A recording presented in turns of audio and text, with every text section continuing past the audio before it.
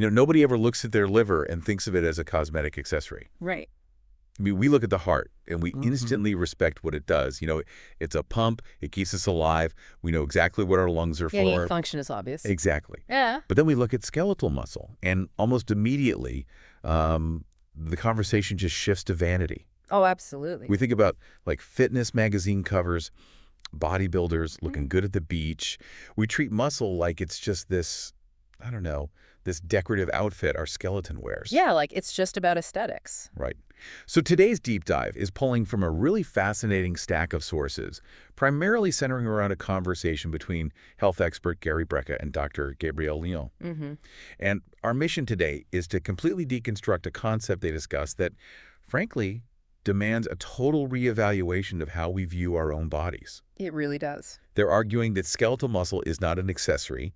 It is the ultimate organ of longevity. Yeah, and the sheer weight of the medical and mortality data backing that up is, well, it's what makes this such a profound shift in perspective. It's huge. We're so accustomed to evaluating muscle purely through the lens of, athletic performance or how we look in a mirror.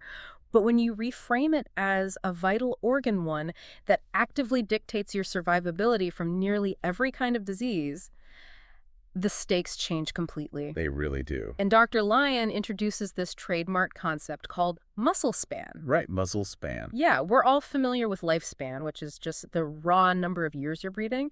And recently, there's been a massive focus on health span, which measures how many of those years are actually lived in good health. Right. Nobody wants to live to 100 if the last 20 years are miserable. Exactly. But muscle span is a distinctly new lens that focuses entirely on the structural integrity of the body over time. I want to break down that term because when I first saw muscle span in our notes, it felt like a missing puzzle piece. So if we're defining it functionally, what does a healthy muscle span actually look like across a human life? Well, functionally, it refers to the amount of years a person maintains healthy, capable skeletal muscle. Dr. Lyon breaks this down into 3 chronological phases, and the biological priorities are completely different in each one. Okay, so 3 phases. What's the first one? The first phase is youth. During this time, the body is heavily skewed toward building. You're laying down the physical infrastructure. Like the foundation of a house. Exactly. You're building tendons, synthesizing collagen, and constructing the foundational skeletal muscle mass that's supposed to serve as your physiological bank account for the rest of your life. So that's the accumulation phase. You're just banking as much as you can. Right. Then you transition into the second phase, which is midlife. Okay. The primary biological objective here shifts to maintenance and ideally strategic addition. You're training the system to hold its ground against the natural slowing of your metabolism and hormone production. Because things naturally start to, slow down a bit. They do. And finally, you enter the third phase, late life. In this window, the primary goal of muscle span is pure prevention. Prevention of what, exactly? Specifically, you're trying to stave off sarcopenia, which is the age-related wasting away of muscle tissue. And if you look at the mortality space, losing that muscle isn't just about, feeling weak, right? Not at all. Because the data on frailty is pretty terrifying. Yeah. In the conversation, Gary Brecka brings up Peter Attia's work, pointing specifically to grip strength as a key metric. Yes, grip strength is massive. And it's not just about opening a jar. It's a proxy for your overall skeletal muscle health. If your grip strength is weak, your structural integrity is compromised, and your risk of all-cause mortality just skyrockets. It's one of the strongest predictors we have. Treating muscle as a cosmetic afterthought is literally a massive medical blind spot. It's like ignoring a chronic heart condition just because you can't see your heart beating in the mirror. We have to treat sarcopenia, that muscle wasting, as a primary threat to our survival. We naturally associate muscle wasting with, frail grandparents. But to understand the true scope of the threat, we have to differentiate between the 2 types of sarcopenia discussed in the sources. Okay, what are the 2 types? There's primary sarcopenia, which is a general muscle wasting that can happen at any age, typically stemming from genetic or systemic biological issues. Right. But the crisis we're really looking at is secondary sarcopenia. This is muscle wasting directly caused by lifestyle. And when we say lifestyle, we're really talking about sitting, aren't we? Yes. We're talking about sedentary behavior. And this is a crucial paradigm shift in itself. Sedentary behavior isn't just a passive state. It's not simply the opposite of activity or just being a bit lazy. Yeah, right. It's not just resting. No, according to the physiological data, sedentary behavior is an active disease state. Wait, a disease state? Yes. When you're sedentary, your body isn't just resting, it's actively dismantling its own infrastructure. You're fostering secondary sarcopenia. Man, if you're listening to this on your commute or sitting at a desk right now, the timeline for this decay is a tough pill to swallow. It really is. The source notes that by age 50, particularly in men, you can start losing about 10% of your skeletal muscle mass every single decade. 10% every decade. But what really stood out to me wasn't the percentage, it was the visual of what's happening under the skin. They discussed these cross-sectional MRI images of the human thigh, taken over 10, 15, and 20-year intervals. Oh, those images are striking. Yeah. If you take a tape measure and wrap it around that person's thigh over those decades, the overall circumference might barely change. But internally, the composition is completely transforming. The cross-sectional scans reveal a massive structural hollow-out. The muscle tissue is literally, as they describe it, melting through the center of the bone. Melting, that is such a visceral word. And nature abhors a vacuum, right? The space where that dense, healthy muscle used to be is replaced by fat infiltration. It looks like highly marbled meat. Oh, gross. You might weigh the exact same on the scale, and your pants might fit the same way they did 10 years ago, but structurally, your primary organ of longevity is dissolving. That's terrifying. Yeah. But, I mean, we kind of expect a certain amount of wear and tear by age 50 or 60. But the data point that really caught my attention during my research was the youth phenotype of sarcopenia. Yeah, the youth phenotype. Brecca shares a story from a time he was investing in a CrossFit gym around, I think, 2013 to 2016. Then you bring in kids from local grade schools for free fitness tests. We're talking 6th and 7th graders, roughly 11 or 12 years old. My assumption is that kids that age are basically made of rubber. How is it physically possible for a 12-year-old to exhibit signs of muscle wasting? Well, the physical testing revealed a glaring systemic structural deficit that absolutely shocked the trainers. They asked these kids to attempt what is arguably the most basic fundamental human movement, a bodyweight squat. Right, just a basic squat. The instruction was simply to squat down until their backside touched a box jump that was 12 inches off the floor and then stand back up. Seems easy enough. Brecca notes these weren't necessarily obese kids either. Many looked relatively lean and healthy. Yet, roughly 30% of these 6th and 7th graders physically could not perform this basic squat without rolling over onto their side, putting a hand on the floor, or pushing off their knees to get back up. That is wild. Once their hips dropped below a 90-degree angle, their nervous system and musculature simply failed. 1 in 3 healthy-looking kids couldn't stand up from a low squat. Let's dig into the biomechanics of that for a second. Why does that happen? It's the physical manifestation of sedentary behavior as a disease state. When a child sits at a desk for 8 hours a day and then sits on a couch looking at a screen, their biomechanics adapt to that posture. So they're literally molding into a seated position. Exactly. The hip flexors become chronically shortened. The glutes, which are the largest muscle group in the body, designed to drive you out of a squat, essentially turn off. They just stop firing. Yes.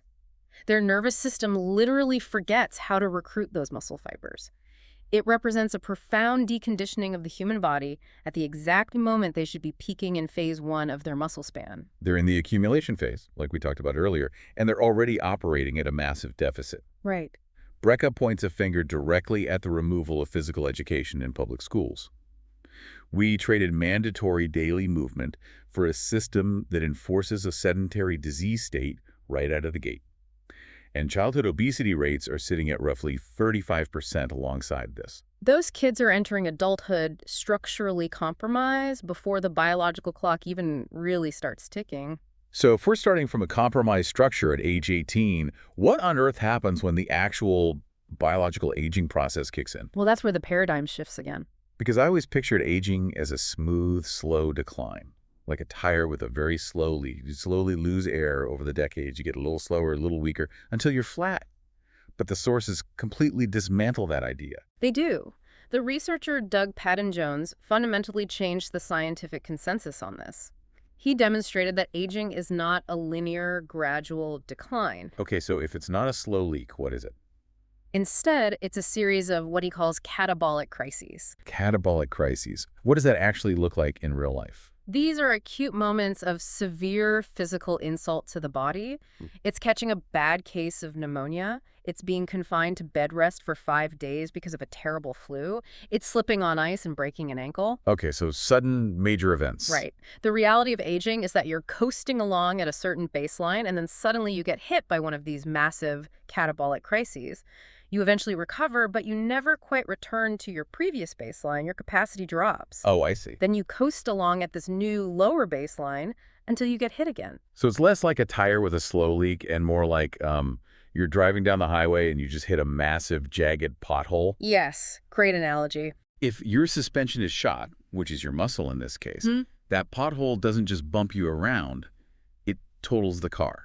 The structural damage is devastating because you lack the shock absorbers to handle the impact. Right. And to understand why that pothole totals the car, we have to look at what's happening at the cellular level, specifically regarding something called impaired protein turnover. Impaired protein turnover. This is arguably the biggest mechanical flaw in the aging process.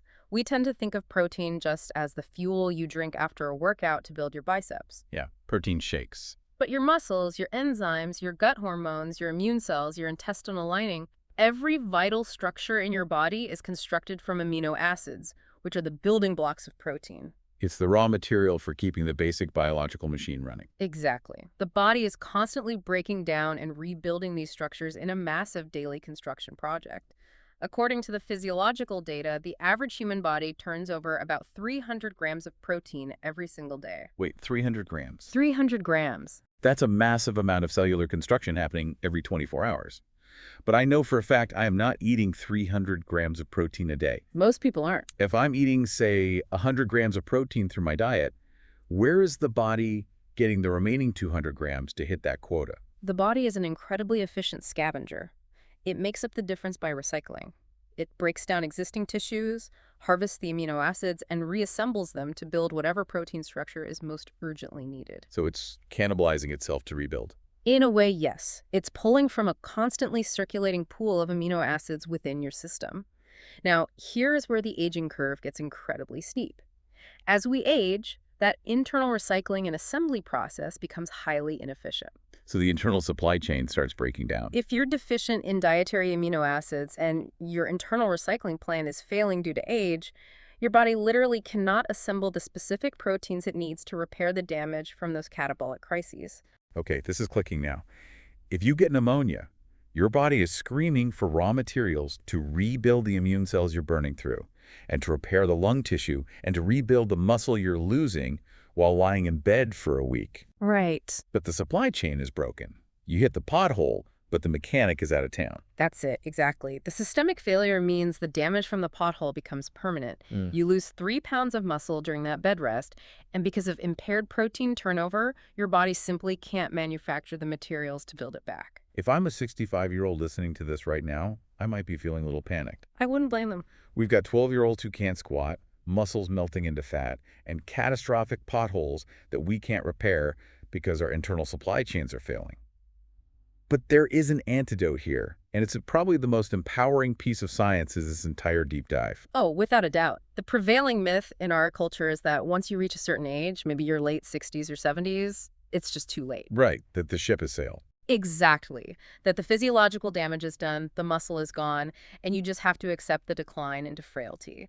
The research highlighted in these sources is emphatic. That is entirely false. It is never too late to build new muscle. They're talking about 70-year-olds and 80-year-olds actively building new tissue. How are they doing that if their internal supply chains are broken? Clinical studies show that older adults can achieve both hypertrophy and hyperplasia. Remind me of the difference. Sure. Hypertrophy is like taking an existing balloon and blowing more air into it. The individual muscle cell itself gets larger and holds more volume. Hyperplasia is actually creating brand new balloons. Your body is manufacturing entirely new muscle fibers. Wow. However, to unlock this ability, we have to overcome a massive biological hurdle called anabolic resistance. Anabolic resistance. The name makes it sound like the body is stubbornly refusing to grow. That's a very accurate description, actually. If you take a young person, say a 20-year-old, and give them a dietary stimulus of protein, maybe 20 grams from a piece of fish, their body readily absorbs those amino acids and triggers muscle protein synthesis. They build muscle efficiently. But if you take a 75-year-old and give them that exact same 20 grams of protein, they will likely have zero muscle building response. Wait, zero. Zero. The cellular doors are essentially rusted shut. Their aging muscles are resistant to the anabolic or muscle-building signals of the food they're eating. So just eating a chicken breast isn't enough to trigger the building process anymore. The food just passes through without hitting the switch. Right. It might be used for basic energy or organ function, but it won't build skeletal muscle. But this is where the groundbreaking work of a researcher named Katsanos comes into play. He discovered a biological hack to bypass anabolic resistance entirely. If you take that same older individual who had zero response to the food, and you have them engage in resistance training first, and then you give them the dietary protein, their aging muscle responds exactly like youthful muscle. Just changing the order of operations totally resets the biological clock on that tissue. Why does that work? It fundamentally alters the physiological environment inside the body. Resistance training acts as a hormetic stress. Hormetic stress. Yeah, hormetic stress is a beneficial stressor, like a cold plunge or a sauna, that challenges the body just enough to force it to adapt and grow stronger.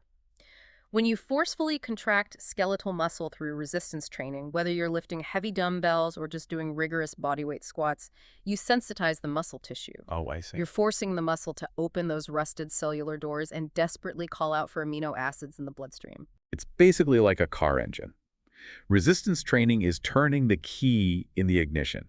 You can pour all the premium high-octane gas, which is the dietary protein, into an older car. But if you don't turn the key and start the engine first, that fuel just sits in the tank. Right. It doesn't actually power anything. The exercise is the ignition that tells the engine, hey, we need to burn this fuel right now to build something. That's exactly it. The exercise is a vital signaling mechanism. It's not just about burning calories on a treadmill. It completely alters how an aging body digests, absorbs, and utilizes nutrients. That's incredible. It overcomes the anabolic resistance of aging by forcefully demanding that the dietary protein be put to work structurally. Okay, so we know we have to turn the key. We have to do the resistance training to prep the system and open the cellular doors. Now we have to talk about the gas we're putting in the tank. The fuel. The sources get incredibly granular on what kind of protein actually gets the job done. Yeah. And they start by taking a sledgehammer to the current government dietary guidelines. They really do. The recommended dietary allowance, or RDA, for protein is heavily criticized by both Brecka and Dr. Lyon. What's the current RDA? The current RDA is set at 0.8 grams per kilogram of body weight, which translates to roughly 0.37 grams per pound. Which sounds very scientific, like a highly calibrated metric. It's a metric, sure, but it's deeply flawed when you apply it to the goal of longevity and maximizing muscle span. The sources point out that this specific RDA was originally calculated based on the metabolic needs of 25-year-old healthy males. Okay, well, I'm not a 25-year-old man. Exactly. Furthermore, it represents the absolute minimum amount of protein required merely to prevent a nutritional deficiency disease. So it's not the optimal amount to thrive or build armor against catabolic crises. It's just the bare minimum to not get overtly sick. It completely ignores protein quality, and critically, it ignores the biological reality of aging. As we just discussed with impaired protein turnover and anabolic resistance, older adults actually require more protein, not the bare minimum, just to maintain their baseline structure. Right, because their recycling plants are failing. Exactly. Even researchers like Dr. Walter Longo at the University of Southern California, who is world-renowned for his work on fasting and longevity, emphasize the increased need for high-quality protein in older ages to prevent frailty. Is 0.37 grams per pound is the bare minimum for a 25-year-old. What is the actual target we should be aiming for if we want to optimize our muscle span for our 70s and 80s? The tactical target provided in the source material is roughly 1 gram of protein per pound of your ideal body weight. 1 gram per pound. So if I weigh 160 pounds, that's 160 grams of protein. Correct. That's a massive jump from the RDA. And it naturally leads to the next massive debate, right? Yeah. Where should this protein come from? Ah, the source of the fuel. And I want to highlight that the source material tackles the whole plant versus animal protein debate without getting bogged down in dietary dogma or ethical arguments. They focus purely on the biological math. which is refreshing. When you evaluate protein sources purely for their ability to support muscle span, the two key factors are bioavailability and the essential amino acid profile. Break down bioavailability for us. Bioavailability simply means how much of the protein you swallow can actually be extracted, absorbed, and utilized by your digestive system. Animal proteins, such as eggs, high-quality meat, and fish, are extremely bioavailable. Yeah. The source notes that the bioavailability of whole eggs is close to 100%. Furthermore, animal sources have a complete and robust essential amino acid profile, particularly regarding a specific amino acid called leucine. Leucine? Yes. Leucine is essentially the biological trigger that turns on muscle protein synthesis. Hold on. A lot of people are eating plant-based for a variety of health or personal reasons. Are they just out of luck when it comes to muscle span? No, not at all. But plant protein is generally less bioavailable because it's often bound tightly to plant fiber. Making it harder to digest. Right, making it much harder for human digestive enzymes to extract the amino acids. Additionally, plant sources typically have a lower overall essential amino acid profile compared to animal sources, especially lacking in that crucial leucine trigger. So can you actually build muscle on a purely plant-based diet if you're trying to overcome anabolic resistance? The sources explicitly say yes, you absolutely can stimulate skeletal muscle growth purely with plant proteins. However, the biological caveat is volume. Volume. Like you have to eat a lot of it. Exactly. To hit the required amino acid threshold and get the exact same muscle-building stimulus as a single piece of chicken or beef, you have to eat a significantly higher volume of plant protein. How much more are we talking? Well, while the general target for a mixed diet is 1 gram per pound, or roughly 2.2 grams per kilogram, if you're relying entirely on less bioavailable plant sources, you need to push that intake even higher. You're looking at aiming for 1.6 to 1.8 grams per kilogram of body weight just to compensate for the lower absorption rate and the weaker amino acid profile. Wait, the math on this doesn't track for me. What do you mean? Let's say I'm a 70-year-old vegan. I'm lifting weights to overcome anabolic resistance, and now I need to eat a massive volume of lentils and beans to hit that 1.8 grams per kilogram metric. Yeah, that's a lot of lentils. My appetite at 70 is tiny compared to when I was 30. My overall metabolic rate has dropped.